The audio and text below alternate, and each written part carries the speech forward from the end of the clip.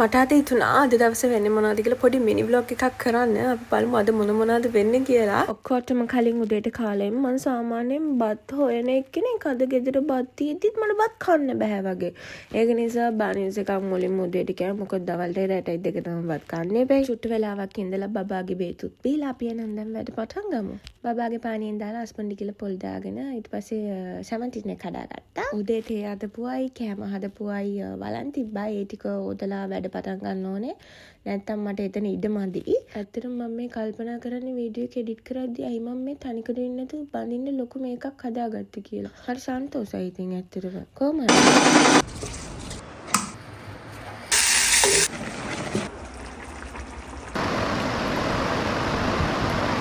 ඉතින් මෙන්න මේ විදිහට කැම ටික හදාගත්ත. වෙනදා පැය නම් අද පැය දෙකයි. මම ඒකයි ඇත්තටම වීඩියෝ කරන්න නැත්තේ. මට වීඩියෝ කරන්න උයන්ඩේ ගියන් පැය 5ක් විතර යනවා.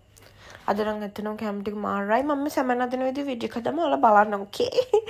කොමඩි අද බෝ කන්න නැති පයි දැන් කන ගම. කාලේ ඉවරලා ඕඩර්ස් කිහිපයක් තිබ්බ පැක් කරන්න. අද කුරියර් එකෙන් එන්නේ නැහැ කිව්වා. මම අද පිග්මි එකක් දාලා යවුවේ.